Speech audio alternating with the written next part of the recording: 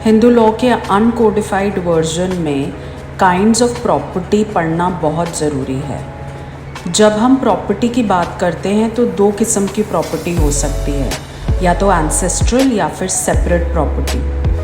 अगर हम broad sense में बात करें, एब्स्ट्रैक्टली बात करें एंसेस्ट्रल प्रॉपर्टी की, तो एंसेस्ट्रल प्रॉपर्टी वो होती है जो इनहेरिट की जाती है फादर्स से, फादर्स फादर्स से, या फादर्स फादर्स फादर्स से, या फिर मटर्नल ग्रैंडफादर से, या फिर किसी और रिलेशन से अक्वायर की जाती है। लेकिन जब हम नैरो सेंस में बात करते हैं, टेक्निकल सेंस में बात करते हैं, तब हमें बहुत स्पेसिफिक होकर एंसेस्ट्रल प्रॉपर्टी की टेक्निकल डेफिनेशन समझनी पड़ेगी ताकि हम उसे लॉ के हिसाब से समझ सकें। हिंदू लॉ के हिसाब से दो किस्म की प्रॉपर्टी है, सप्रतिबंध दया और अप्रतिबंध दया।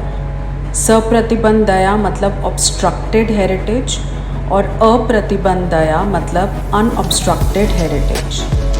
अप्रतिबंध दया यानी कि अनऑब्स्ट्रक्टेड हेरिटेज वो प्रॉपर्टी है जो हिंदू अक्वायर करता है अपने एंसेस्टर्स से जो 3 डिग्री ऊपर हो उससे, यानी कि अपने फादर से, फादर्स फादर्स, या फिर फादर्स फादर्स फादर्स से। इस टाइप की प्रॉपर्टी में सन सन सन सन सन सन का प्रॉपर्टी में बर्थ राइट होता है, और इस तरीके की प्रॉपर्टी डिवॉल्व होती है डॉक्ट्रिन ऑफ सर्वाइवरशिप के बेसिस पर।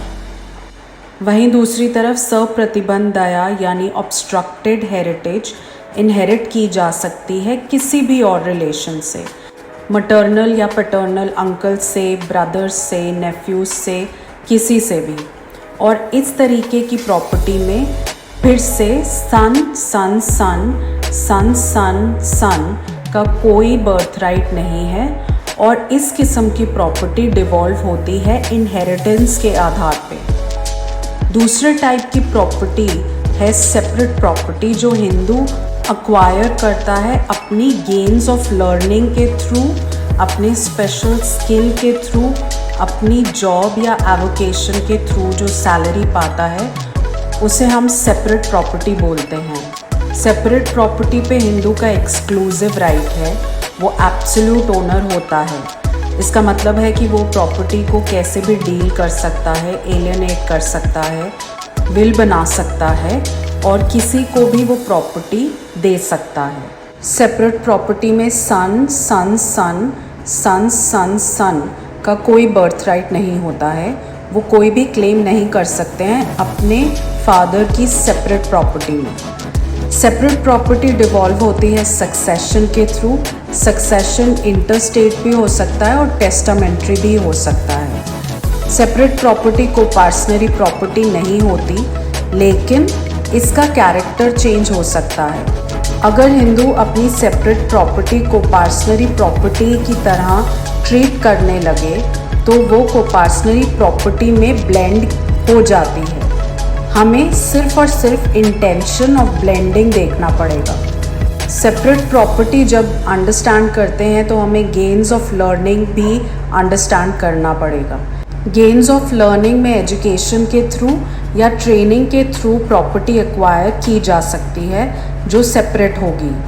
Hindu gains of learning act 1930 में बहुत क्लियरली बताया है कि गेन्स ऑफ लर्निंग का मतलब है वो प्रॉपर्टी जो किसी ने अक्वायर करी है अपनी लर्निंग के थ्रू, और ऐसी प्रॉपर्टी एक्सक्लूसिव और सेपरेट प्रॉपर्टी मानी जाती है उस इंसान की। ये एक्ट ये भी बताता है कि अगर लर्निंग में हिंदू जॉइंट फैमिली प्रॉपर्टी का फंड लगा है, तब भी वो property separate property of the acquirer ही मानी जाएगी। पारस दीवान में बहुत अच्छा एग्जाम्पल दिया है कि अगर एक पहलवान है जो कि अंडे, चिकन, नट्स, घी, मिल्क जैसी चीज़ें खाता है अपनी बॉडी बनाने के लिए, और पैसे हिंदू जॉइंट फैमिली के फंड से आ रहे हैं, तब भी अगर पहलवान कोई भी इनाम जीतता है, कोई भी रिवॉर्ड पाता है, तो वो उस पहलवान की सेपरेट प्रॉपर्टी मानी जाएगी। सिमिलरली अगर कोई एक बच्चा डॉक्टर बनना चाहता है और मेडिकल कॉलेज में पढ़ाई ले रहा है, किताबें खरीद रहा है, मेडिकल अपैरेटस खरीद रहा है, खाना खा रहा है, दूध पी रहा है, और ये सारी चीज़ें प्रोवाइड की जा रही हैं हिंदू जॉइंट फैमिली प्रॉपर्टी में से, तब भी जब वो डॉक्टर बन के प्रोफेशनली अक्वायर करेगा प्रॉपर्टी, उसे हम सेपरेट प्रॉपर्टी ही मानेंगे।